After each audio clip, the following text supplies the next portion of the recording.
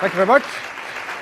Welcome to the Department of Chemistry, and today's lecture is all about light, and we're going to be looking at ways we can generate light and think that some of the reactions that we can bring about with light. Okay.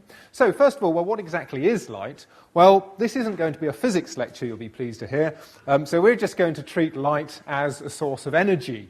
Now we can convert one energy source into another energy source, and this is what we're going to be doing today, and we're going to start off with some chemical light. Now, presumably the first light, the first artificial light that must ever have been formed must have been as man had made fire. As soon as he'd made fire, he could lift up a branch and light his way with this. Okay. Well, this is, of course, just the combustion of the wood. And the wood is made of cellulose, which consists of carbon, hydrogen, and oxygen. But later moved on to more sophisticated fuels, and we have a slightly more sophisticated fuel here in this Roman oil lamp. And actually, the fuel used in this lamp is olive oil, just normal olive oil. Here we have the olive oil, and the lamp is beginning to burn. It'll probably get going slightly better during the course of the lecture. So there's quite a bit of light being given out from this. And also we'll light the candle, if we can get this going as well. There we go, lovely. Both of these are fats that are burning here. Okay? The olive oil is a type of fat. It doesn't sound quite so nice when we call it fat, but it is a fat. And indeed the candle wax is also a type of fat. What is a fat? Well, we've got part of the structure of a fat at the top here. We thought we'd try and make a whole one, but we didn't have enough hydrogen atoms to make one, unfortunately, because it's rather large. There are actually 3 of these units in a typical fat. It's a long chain consisting of the black atoms, well, these are carbon atoms, the white atoms are the hydrogen, and in this, well, there are just a couple, 2 red atoms, these are the oxygen atoms here. But there would be 3 of these units linked together with another short chain, which make up a typical fat. And it's these that are the burning here. The carbons burn in the oxygen to form carbon dioxide. We have a carbon dioxide molecule up there. And the hydrogens, if there's enough oxygen, can form water. And there's some water molecules over there. Okay, so, well, perhaps we can just have a look on our periodic table to see where these elements are. And perhaps those with laser pointers can help me out here, please. Can you point to carbon, please? So where's the carbon? Oh, not bad. Yes, some of you have found carbon, I think. Yes. And what about hydrogen? Can you find hydrogen, please? Yes. I don't know what this one's doing down here on promethium. Anyway, yes, so there's hydrogen. And of course, these are burning by reacting with the oxygen in the air. And where's oxygen? This way. Very good. Yes, some of you are nearly there. Very good. Okay. These are the fuels we're seeing here, the fats, carbon, hydrogen, and maybe a little bit of oxygen. Well, some fuels contain just carbon and hydrogen only. So if I turn the gas on here from my Bunsen burner, this fuel is a hydrocarbon and consists only of carbon and hydrogen. And we see that this gives out a lot of light as well. Very nice. Actually, all of these have something in common. This one is clearly burning a gas. It's the gas burning with the oxygen from the air. But these two are also gases. Okay? So the olive oil, first of all, has to vaporize and turn into gas before it can burn. Even the candle here, first of all, it liquefies and there's some molten candle wax on the top, and then that has to vaporize to form a gas, and that gas is the thing that's burning. Well, can we burn just any old gas then? Actually, no, we can't. Here we have some hydrogen. Hydrogen burns very easily, so this is hydrogen and oxygen burning. It's a very, very hot flame, and we'll come back to this later. But there's very little light coming out from this. So there's a lot of energy being given out, but it's mainly in the form of heat energy, not very much light. So how come our gases that are burning in the centre of the stage there give out quite so much light? Well, one of the important things we need in the gas is the carbon. And what we're actually seeing here are little particles of carbon, soot, that have been heated up, and so they're glowing, and it's that glowing that we see here. So the fuel needs to contain some carbon in order for us to see this. And I can show this, actually, with a piece of white card here. So if I just hold this over my Roman lamp, I should be able to trace out. So that's the soot given out from this lamp, the black soot there, and this is carbon that's formed due to the incomplete combustion of the fuel with the oxygen. But it's these particles of carbon that give out all the light that we see. Now we're going to burn some other fuels here, some other hydrocarbons. And first of all, we're going to start with a gas very similar to the methane in the Bunsen burner here. This gas is called ethane. And this consists of 2 carbons and 6 hydrogens. Now, let's watch very closely the flame that we see here. Are you ready? It's rather nice, but not very much soot. Not very much soot was given out there. Now we're going to try slightly different gas. The first one was ethane, and I said there's 2 carbons and 6 hydrogens, and there's some ethanes flying around over there. The next ones we're going to use are, this is ethene, and this consists of 2 carbons again, but only 4 hydrogens. Are you ready? Now see if you can compare the flame to the first one. Okay, it seems to be a little bit more sooty there. There's a little bit more black carbon being given out. Now the final gas we're going to use here is ethyne, and this has 2 carbons again, but only 2 hydrogens. Now look very carefully at this flame. If we have the lights up for this one, please. Right, are you ready? Look at the soot. So in this one, there's very little hydrogen compared to the amount of carbon in this one, and so now the whole lecture theatre is filled with this little black snow that's going to gradually come back down on top of us. Well, ethyne used to be used in portable lamps. So this was before the days of batteries and so on. What did you use on your bike? Well, you'd used to have a little lamp like this. This is an acetylene lamp here. And the reaction to generate the gas, well, we've got water dropping onto something called calcium carbide. So in the slide at the back here, we see the lamp, and this here is the calcium carbide. Adding water to this gives the gas ethyne.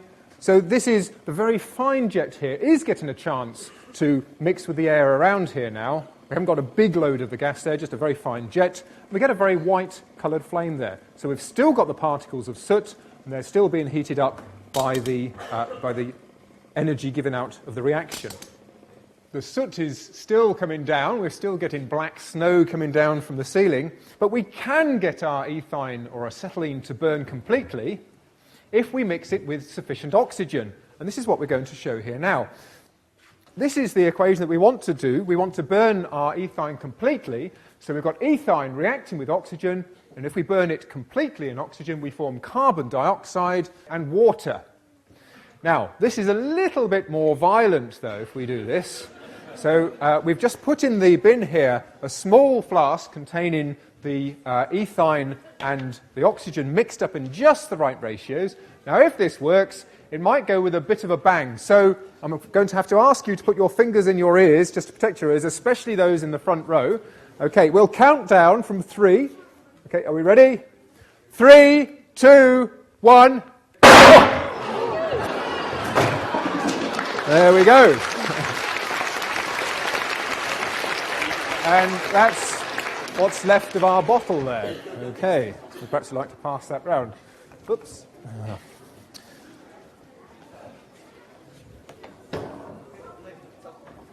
So far then, we've only managed to get our light out of the fuels containing carbon, hydrogen, and maybe a little bit of oxygen only. Okay? Well, many other elements are involved in producing light, and we're going to look at some of these in the course of the lecture. In fact, one element was named after its ability to produce light. Okay? This element was discovered in the late 1600s. Okay? It's been known for a very long time, over 300 years. This element is called, does anyone know what it is? Phosphorus. Oh, somebody's very good there, yes. Phosphorus. So phosphorus is named from the Greek, meaning the light giver or light bringer. Well, we better find it in the periodic table. Time to test your chemistry again, those with lasers. So can you find, oh, very good, yes. So it's P for phosphorus. That's it, there seems to be a gathering of laser pointers just around the phosphorus, very good. Well, why was this discovered quite so early on? Say this is a very, very reactive element. In fact, so reactive that it spontaneously ignites in air. Why was this discovered so early? Well, one of the reasons is because of the rather gross method used to make it. Now, I have a description here, and it was actually initially made from urine, okay, or wee, all right? So here's a description from the 17th century. It says, take a good quantity of urine, newly made by those who commonly drink beer. Apparently that works better. Okay, evaporate the humidity by a slow fire in an earthen vessel until it comes to the consistence of an extract of thick honey. So this is really horrible, gooey stuff now. Okay, then you put all the matter together in an earthen pot, set it in a cellar, and cover it and leave it there for 3 to 4 months, that it may ferment and corrupt. So this is really horrible stuff now. Well, after that, you add some sand, heat it up, and distill out the phosphorus. And the phosphorus needs to be collected under water, and this is because it is so reactive. I say there are 2 reasons why it was discovered quite so early on. One is the really gross method for making it, and the second one is because, well, once you had made it, you really couldn't miss it. And this is because of this fantastic light that it gives out. Well, here we are. This is a rather nice painting with an alchemist in front of phosphorus here. He's just observed this distilling over, and he thought, what on earth is this? It has a rather catchy title, this picture, the painting here. It was painted by Joseph Wright of Derby, and the title of this painting is The Alchemist in Search of the Philosopher's Stone Discovers Phosphorus and Prays for the Successful Conclusion of His Operation, as was the custom of the ancient chemical astrologers. So, not exactly very snappy, but nonetheless it tells you what's going on here. Okay, here now is the description of phosphorus from 1698, and this was in a book called A Course of Chemistry by Nicholas Lemery. And he says, after some experiments made one day at my house upon the phosphorus, a little piece of it being left negligently upon the table in my chamber, the maid, making the bed, took it up in the bedclothes she had put on the table, not seeing the little piece. The person who lay afterwards in the bed, waking at night, and I like this bit, perhaps through the more than ordinary heat he felt, perceived that the coverlid was on fire. It seems that the phosphorus, being heated with the body of him that lay in the bed, had set fire to the coverlid, and before he had perceived it, had burnt a great hole in it. Well, I thought we ought to demonstrate this to just show you how reactive phosphorus really is. So, okay, I'm going to get some phosphorus in a second. It's really rather unpleasant stuff, so I need to put on my gloves here. And Mark is going to bring some warm sand. We've had some sand warming up in just in the corner there. Let's get the phosphorus out.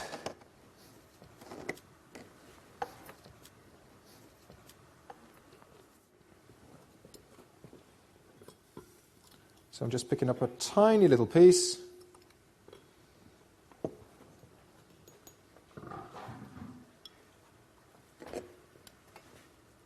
So it's on the sand. And it's already caught fire. Oh, there we are. Look at that. So look at this. The light that we see here now is the reaction between this very reactive phosphorus burning with the oxygen that's in the air inside this flask, and it's making phosphorus oxide. This is a chemical reaction, but this chemical reaction is giving out light as well as heat. Okay. So here's the chemical equation for this reaction. Phosphorus plus oxygen gives phosphorus oxide. This is the smoke that we can see in here, the white smoke. This is coming over the tube and being absorbed in the flask here. Okay, so that was an element, phosphorus, the light bringer. We're going to go back now to our hydrogen. And if you remember, the hydrogen didn't really give out very much light when we tried to burn that. But we can get some light out of this, if we're rather clever, by heating up something that gives out some light. So this is what we're going to try now. We've got the hydrogen and oxygen light here, and we're going to heat up, well, this is a stick of chalk, exactly the same sort of thing that your teacher would use. So we're heating it up. If we have the lights down, please. Look at this brilliant white light. Okay, so there's a chemical reaction going on. Well, the chalk is calcium carbonate, and under the heat here, this is forming calcium oxide. And it's actually the calcium oxide that is glowing. We have a lump of calcium oxide on the top here, and just heating that up, we can get the same light out. Now, calcium oxide is also called lime. Now, this light source was used in early theatres. So when they wanted a spotlight on somebody, well, how did they get their bright light? Well, there wasn't any batteries and light bulbs at the time, so they used this chemical light from the lime, and hence it was called lime light. Okay, we still have this expression now, in the limelight, and this is how it was generated. Well, how exactly did they do it? Well, this is the sort of apparatus that they used. Similar to ours, there's the taps here with the hydrogen and the oxygen coming in. We need hydrogen and oxygen because we need a really, really hot flame in order to excite the calcium oxide sufficiently. Okay, so the gases come in here and then come out of a little jet here and play on the calcium oxide or the lime. Okay. How did they get their hydrogen and oxygen? Well, they used to have big balloons, big bladders here filled up with the gases. And then when they needed to turn up the spotlights, somebody sat on the balloons to try and get the gases to come out more forcefully onto the lime. But there is, of course, a bit of a problem with this, okay, with the bags of hydrogen. And that is, of course, that hydrogen is also flammable. Oh. And it's blown my candle out. And actually, there was an accident in the Drury Lane Theatre in London with one of these hydrogen balloons blowing up. And so after that, well, they had to rethink their method of lighting the theatres, and the limelight was abandoned. Okay. Well, it wasn't until over 50 years later that something else was discovered that also gave out this light, but without such high temperatures. This was actually discovered accidentally. So a chemist was heating up a mixture of solutions and it boiled over onto his gauze, okay, and it started to glow in the Bunsen flame. And we use this nowadays in light mantles here. So this is a camping light. We have a source of gas here, butane. This burns and it plays on the mantle at the top of the lamp. So this is the white element that we see at the top there. And this is composed of some rather rare elements. We have oxides of magnesium, lanthanum, yttrium, and zirconium. Okay, well, let's see if we can get one of these to work. I've got a mantle here. So here is the mantle from one of these lamps. And just with my Bunsen flame, well, first of all, let's just try and heat up the gauze. So my Bunsen burner can get things red hot. So a metal or something like this glows, but it only glows red hot. There's not really very much light coming out of that. But these oxides, these particular compounds, when heated, give out a really, really brilliant white light here. So this is much better at converting the heat energy into light. But only certain compounds will do this. So let's see if we can find these on our periodic table then. So where are we? We have yttrium. We find yttrium. Very good. Yttrium's the Y. Zirconium. That's quite easy. That's the one next to it. Lanthanum. Very good. Down here. After a while, it was found there was another element that worked even better than these ones, and this was used for quite a long time. And this element was thorium. Can you perhaps find thorium for me, please? That's down the bottom there. Very good. So there's thorium. But thorium is just 2 spaces away in the periodic table from uranium. Okay, here is uranium. Okay, so thorium, like uranium, is also slightly radioactive. Well, I have here an original mantle, one of the early types. It's still in its little plastic bag. We bought this fairly recently. The one that we have in the lamp is actually a modern one, made of these other elements, yttrium, zirconium, and so on. But this one does, in fact, contain thorium. And we should be able to see that this is radioactive. Now, I need to just get down here so you can hear the clicks from the Geiger counter. So even though it's still in its packet here, you can hear that it is rather radioactive. So I'll put that one back in my radiation-proof box, I think. There we are. So we no longer use thorium, even though it's actually the best at converting heat into light, better than any other oxide. Okay? Thorium oxide actually has the highest melting point of all of the oxides and is very good for converting heat to light, but I say it's abandoned now because it's radioactive. One of the reasons that people wanted a good light source was in photography, of course. I mean, so nowadays we have our cameras and they have a built-in flash, it's all rather nice, but what did they use before we had these flash guns and the flash cameras?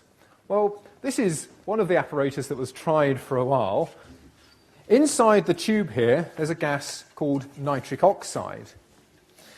This is a colourless gas, but when we take the top off of this, you may well see a brown gas coming out, and this is due to the reaction with the nitric oxide reacting with the oxygen in the air, forming a brown gas called nitrogen dioxide. Well, I'm going to add some carbon disulfide to this. Carbon disulfide is a little like carbon dioxide, but instead of the oxygen atoms, the two red atoms that we see in the carbon dioxide molecule up there, we have sulfur instead, carbon disulfide. So we're mixing these two reagents together, and in a moment we're going to apply a light to the top, and you should see some light forming. Okay, thank you.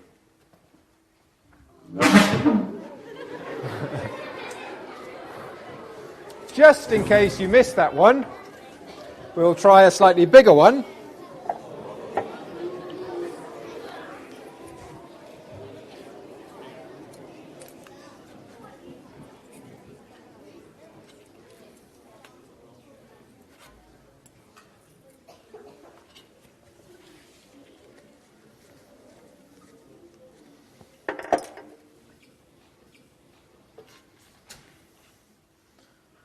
Okay, so we're mixing the two together. The nitric oxide, NO, and the carbon disulfide. If we have the lights down, please.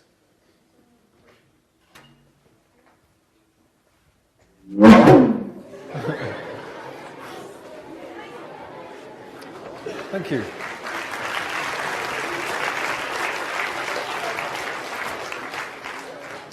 Remember, the carbon disulfide contains sulfur, and the yellow colour that we see here is due to the sulfur that's been formed in this reaction.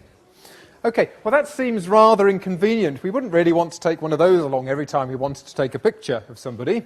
So obviously people were looking for other ways to light up for their photographs. Now, one way we can do this is by burning certain metals. And a very good metal to burn here is magnesium. I have a little strip of the metal magnesium here.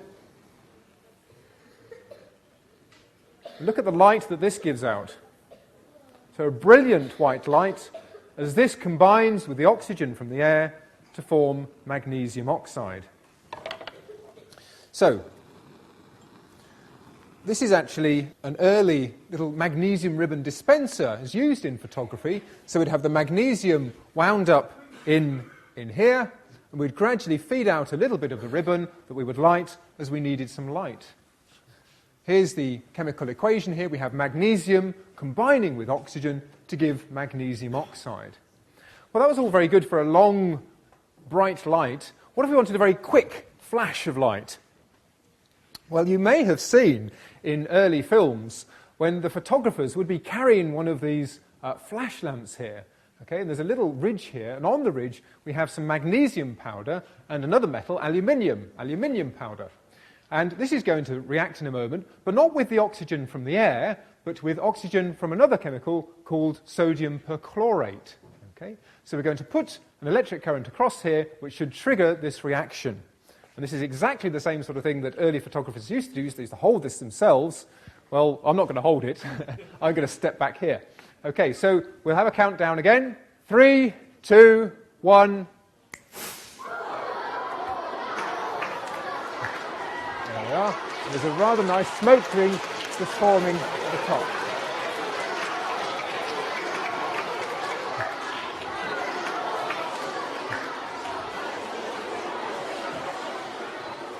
And the smoke that we get that's settled to the top of the lecture theatre there, well, this is the same sort of thing that you'd have if you have indigestion. It's magnesium oxide. You may have heard of milk of magnesia that can sometimes settle your stomach if you're feeling a bit ill. Well, this is the smoke that you see at the top of the theatre now.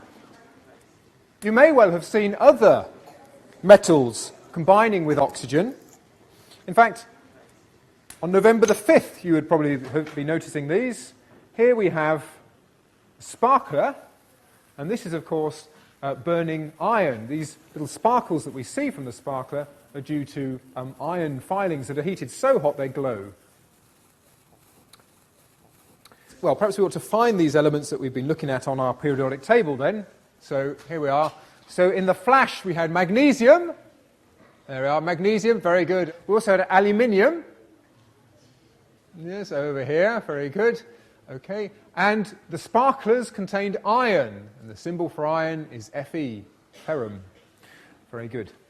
So, this gives us a clue, actually, as to the way the modern lamps actually work. If we heat up some metal, it glows, and maybe that could be used as the light source. Well, actually, just passing an electric current through some iron wool, we can indeed get some light. So if we just have the lights down, that's great. So we can see here, just applying a battery to this iron wool, it's causing some of this iron to glow bright, just like the sparklers. Well, could we make a light bulb from the iron? Well, no, we couldn't. We couldn't because it's just too reactive. It combines with the oxygen far too readily. So they looked at some other elements instead. Now, one of them that they tried was platinum. Can we find platinum, please? There's, well, somewhere. Yes, that's it. It's centering there. Platinum. There's platinum. But the problem with platinum, it worked very well, but it's far too expensive. In fact, some of you may well have jewellery made of platinum. Instead of platinum, another element was tried, and this element is tungsten. Where's tungsten, please? Some of you are all over the place. But yes, some of you are centering around here. This is a trick one, of course. Tungsten, the symbol for tungsten is W, named after Wolfram, a different name for tungsten. Tungsten has been chosen for light bulbs. It works very well because tungsten actually has the highest melting point of all the metals that there are. Tungsten doesn't melt until over 3,400 degrees C. Okay, well, I have a little demonstration here to try and show this. I have here two cut-off light bulbs. Maybe if we can zoom in on these. Now, this is a rather tricky demonstration to show here. We've taken the tops off of these light bulbs, and at the moment there's still some gas in here. We're going to remove the gas with the aid of a vacuum pump. So, first of all, let's just take the air out of here.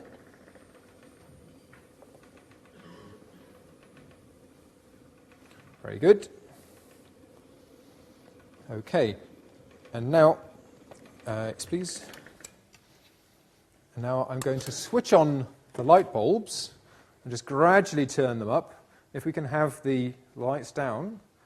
And into the one with the green balloon, I'm going to let some air. And into the one with the white balloon, I'm going to let a gas called argon. Now let's see what happens. So the gases are going in. Let's turn up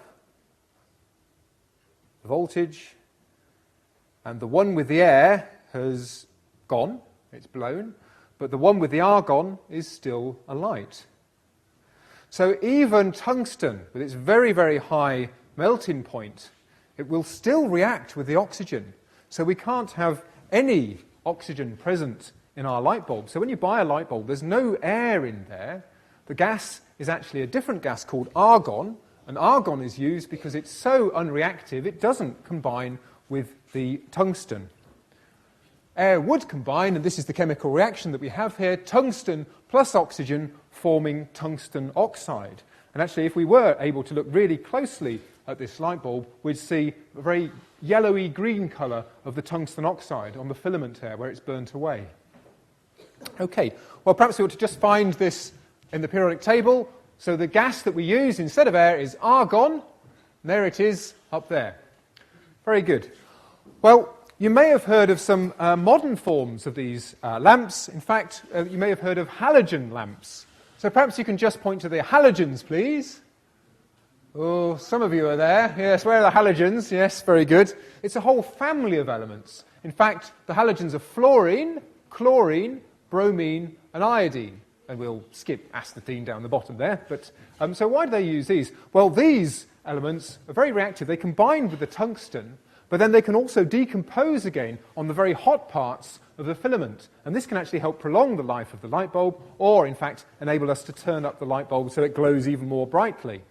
In fact, so saying that these halogens were used in bulbs now, are used, but the early ones used to use iodine, so this is actually says tungsten iodine bulb, but later bromine came to be used instead, and so most of the halogen lamps that you buy now actually contain bromine. So these are some electrical light bulbs.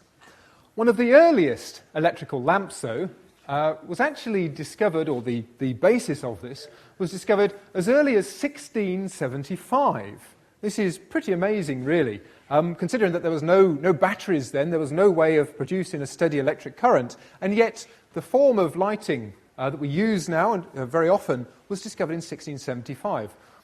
I'll say what it was in a moment, but how was it discovered? Well, a French chap, a French astronomer named Jean Picard, who later became famous, of course, for being the pilot of the Starship Enterprise.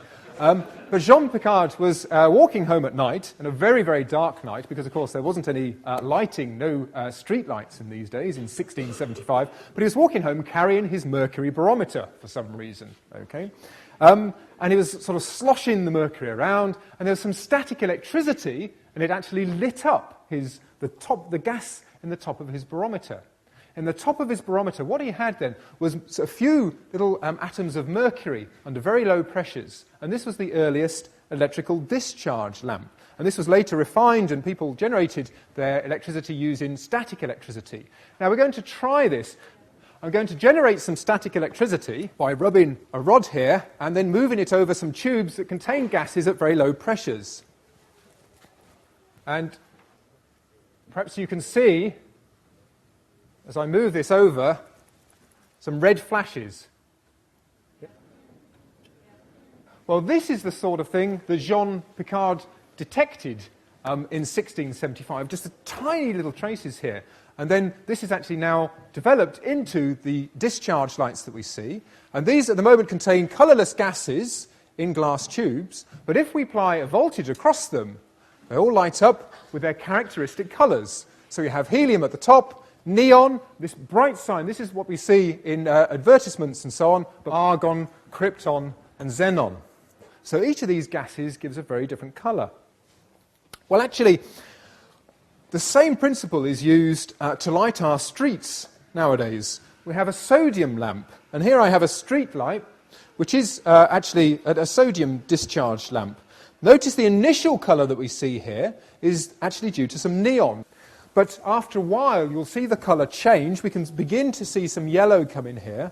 Okay? And this is due to the other element that's in this lamp, sodium.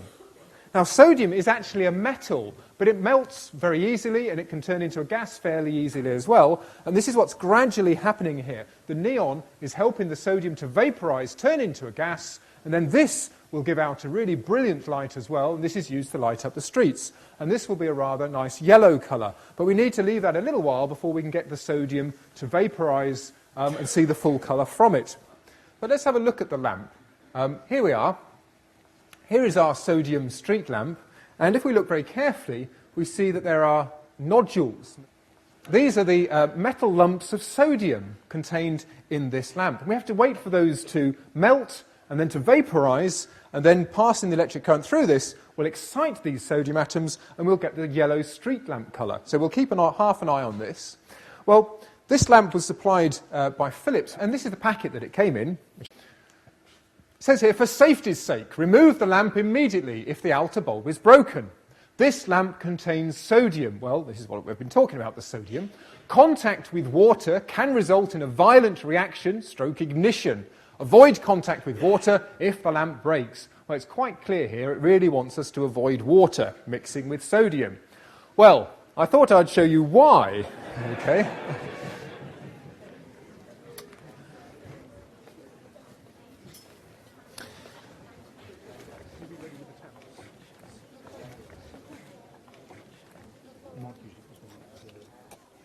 So remember, sodium is a metal. I have a lump of sodium here.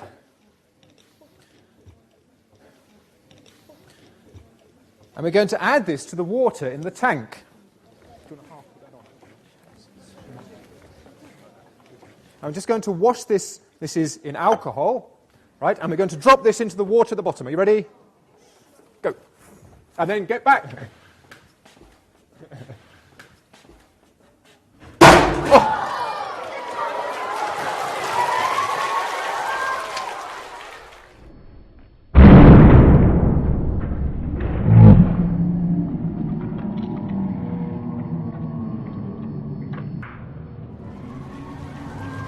So you see now why you mustn't mix sodium and water together.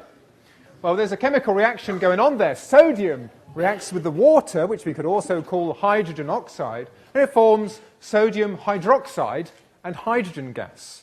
Okay. Well, our lamp seems to be warming up rather nicely now, and there is indeed a very nice yellow colour beginning. We can see it coming from here. This is as the sodium metal in here vaporizes, and it's the atoms of sodium that have been excited by the electricity, and then we're converting the electrical energy into light energy.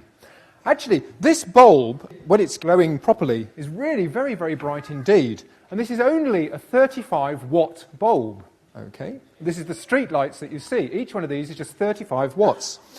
These are used because actually they're the most efficient means of converting electricity into light energy as far as our eye can see. Okay? There are, of course, new technologies being developed which may well be better than this in the future, but for the moment this is a very cheap source of light, for a lot of light for a little bit of energy. Okay, well, other things that contain sodium also give out this light. So in the spray can here I have some alcohol, and I've dissolved a little bit of sodium chloride in this. This is just common salt. Okay? And as it sprays through here, we get a brilliant yellow flame, exactly the same colour as the sodium street lamp. Well, different elements give slightly different colours. In fact, we could even identify which element we're looking at just by the colours that are given out if we analyse the flame very carefully. For instance, potassium chloride gives a very different colour. Nice lilac colour. Lithium gives a nice red. And copper, well, this one's just given a sort of greeny blue. And this one gives even more intense green. This is also copper. But you'll also recognise these colours, again, from bonfire night. Many fireworks contain these same elements to give them their colours. And here we have two, well, nominally indoor fireworks here. These are meant for theatrical purposes. We have two different ones here. And the green is due to copper, and the red one is actually due to the element strontium. But they're really rather beautiful. Perhaps we should find these elements then on our periodic table. If we can have sodium, first of all. We saw the sodium. Sodium has the symbol Na. Okay. We had copper, so that was in our fireworks and also in the sprays. That gave the green colour. And strontium, well, that was the colour used in the fireworks there. There's strontium here. So each of these gives a slightly different colour. Okay, so most of the methods that we've been using for generating light so far have actually involved combustion, using the oxygen from the air. But we can also have chemical reactions where there's no combustion, and, well, this is one that we have here. This involves mixing two chemicals, two liquids together. Okay? Now, I have the two liquids in the flasks down the bottom here, in the beakers, a solution of luminol and a solution of bleach. But when these two reagents mix together, they give out light. Now, they're going to move up into this flask here. This flask, we've taken all the air out of here, and the air is pushing down on the beakers here, and that forces the liquids up into the top flask. But when the two liquids mix, then we see the light. So if we have the lights down, please.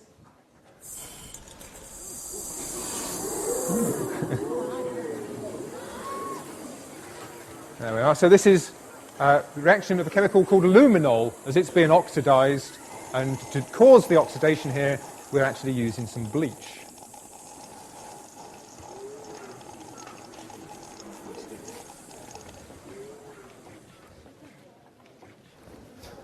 So far we've seen different ways that we can make light, well, what can we do with the light once we've made it?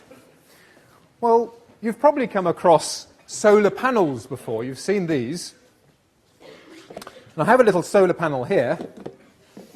So this is a way of converting light into electrical energy. And so just holding my solar panel in front of this light, it generates enough electricity to drive this motor. We're converting light energy into electricity. The solar panel uses the elements silicon. If you can find silicon, please. Very good. There's silicon right over there. Also uses gallium. If we can find gallium, there it is. Gallium's just underneath it, and arsenic. Arsenic's just over there. Okay, some of you are way off there, but never mind. Okay, what else can we do with this energy? Well, different things can also absorb this light energy, and I have here a very special thermometer. And one of the bulbs of my thermometer is painted black, and the other one is painted white. Now, we started off with these two levels here equal, but as I shine the light on this, you should be able to detect, and it takes a couple of seconds to get going, the black thermometer, the bulb on the black one, is going up faster than the bulb on the white side. Okay? And this is because the white is reflecting all of the colours here, whereas the black is absorbing them. It's absorbing this energy, and this energy is being converted into vibrations, and this is causing the liquid to expand, so the black one is going up faster than the white one. Well, we can also use this energy, this light energy, to bring about chemical reactions.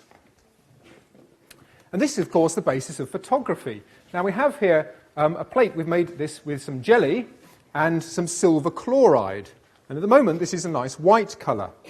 Now, we're going to put a mask over this and shine some light on it. Okay? So, we have the white silver chloride. We're shining the light onto this now, and the light is causing a chemical reaction. The light breaks down the silver chloride and forms some silver particles. Now, these are a very different colour from the silver chloride. The silver chloride is white. The silver itself, well, silver is a metal and slightly metallic coloured. We should be able to see some of the silver being formed in this reaction. So we just need to give it a decent amount of time in order for it to react. So let's try this. Okay. And if we hold this up, you should be able to see here, there we are, silver chloride going to silver. And this reaction is brought about by the light energy. Okay, what else can we do with light? Well, I have over here a phosphorescent sheet.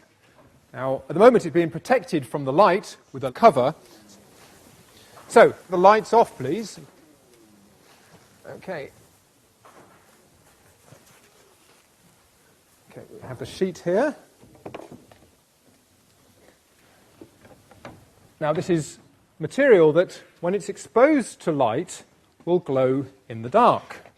So if everyone with a laser pointer can please shine their light on this. Oh, very good. Some of them are nearly hitting it, yes. Very good. So, okay, and if we now have the lasers off, what do we notice? Absolutely nothing. Okay, let's try some yellow light. So here I have a yellow laser, and no one else in the audience, I don't think, has a yellow laser. And again, nothing happens. Let's try some green light. Ooh, still absolutely nothing. Well, finally, I'm going to try a blue laser. Now, for a while, this was the only blue laser in the country, until our professor of organic chemistry decided that he had to get one as well. Okay, and this one is actually able to excite the phosphorescent material. Now, you might not be able to see this unless you're very close. I have another light source in my pocket. This gives out some UV light. This has even more energy, and this allows me to write on it. In fact, I have another UV lamp here that's even larger.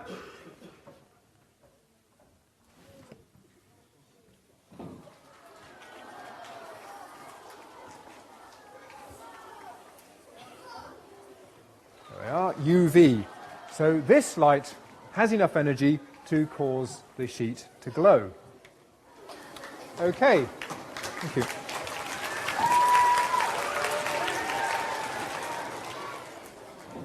Very good. So the phosphorescent chemical in there was absorbing the light energy, but it needed to have good, strong light to do this. Red light wasn't strong enough. It didn't have enough energy. Yellow light didn't have enough energy. Green light didn't have enough energy, but the blue did. Okay. Well, we've got one more sheet of this over here. Now, to use this one, I need a volunteer, please. Somebody close near the ends. In fact, right on the end here. Thank you very much. Very good. Now then, okay, we're going to take a picture of you. So, if you come over here for a moment, can I have the lights off, please? If you just stand here for the moment, we just need to take the screen off. Okay. Right. And just move this out of the way. Now, if you turn round, please, and face the screen. Hands up, hands up. That's it. Fingers out. On there. That's it. Lovely. You stay there. Legs apart. That's it. Legs apart. Very good. Right. Now close your eyes. Ready. Go. Now we're going to... That's it. You just stay still. And then move aside, please. Very good. Thank you very much.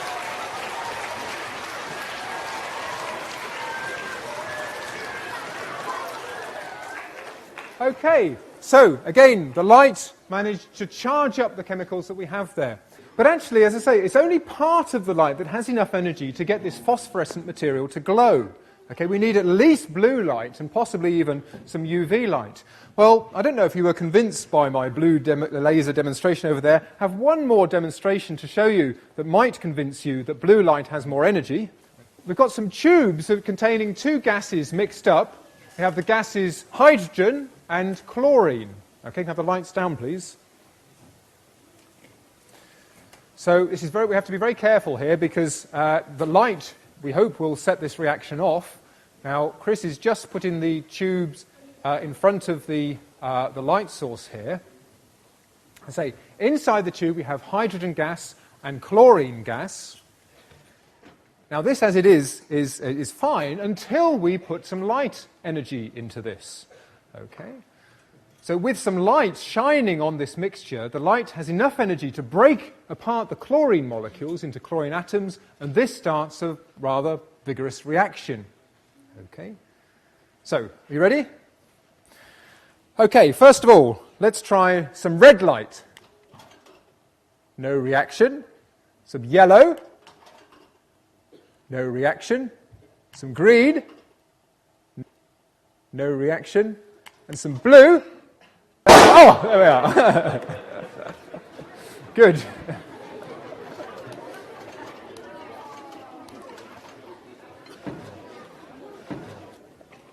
We've seen how light can be stored up by the phosphorescent material there and given out later. Well, sometimes species can absorb the light and convert one colour into another. So, for instance, we can take the UV light and convert this into visible light that we can see. So our eyes can't actually see UV light, but they can see other colours. And so here we have some tonic, just some normal tonic, but in UV, this glows really rather nicely. I have some fluorescene here. This glows rather nicely. I have some solutions here. These solutions contain organic polymers that were actually discovered in this laboratory. We have a red polymer, a greeny-yellow polymer, and a bluey polymer. In fact, they're not only excited with UV light, they're also excited using an electric current. We're going to see these in the future making up our televisions. We also have some minerals down here, and these minerals glow.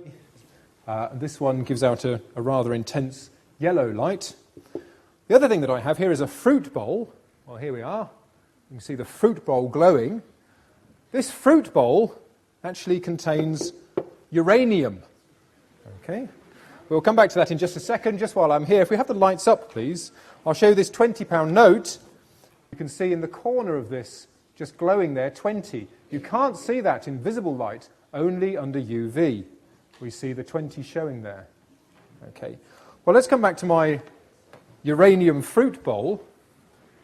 So uranium was one of the elements in the periodic table. And remember, this one is also radioactive. So perhaps my fruit bowl is radioactive. Well, let's see. I'll just have to bend over here so you can hear the Geiger counter. And yes, indeed, it is a radioactive fruit bowl. So we'll have to be careful what we do with that. Okay, so where it converts one form of light energy, the UV light, into a visible type is called fluorescence. And of course this will be familiar to you with the fluorescent tubes that you have at home. And I have a fluorescent tube here, just a normal fluorescent tube, sort of thing you've seen before. So this actually contains a small amount of mercury, the same sort of thing that Jean Picard discovered in 1675. This, with a little bit of electricity, gives out, well, it's actually mainly purpley UV light, but it can excite these phosphorescent coatings that we have on the lamps. Now, the lamp that I have on the top is rather a special one. On the end here, we have no coating at all, and you see the purpley colour. This is due to the mercury UV light. And the three colours that we have here, these are the phosphorescent coatings that are used to make up the white light. So all these three coatings are mixed up together, and we see these as the brilliant white in the fluorescent tube here. So this is how the fluorescent tube works.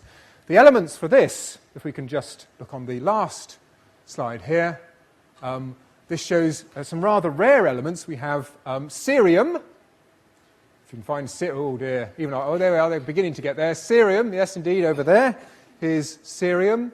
Europium, it's a rather rare element there. Europium, gadolinium, very good, here, and terbium. And here's terbium. They also use a bit of yttrium, which is up here.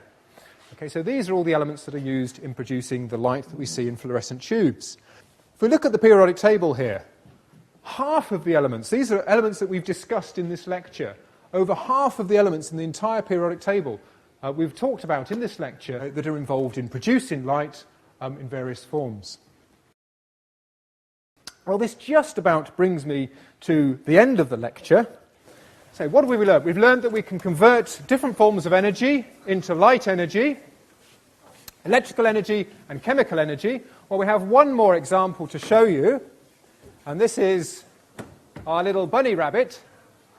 It's made of something called nitrocellulose, okay, or gun cotton. He's very cute. So what do you think? Should we convert him into light? Yes, I think so. Okay, so here he goes. So now you see him.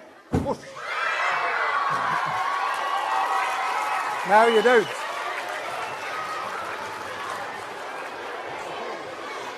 Just in case you missed the bang before, here we go. Hydrogen and oxygen making water. Thank you very much. Thank you.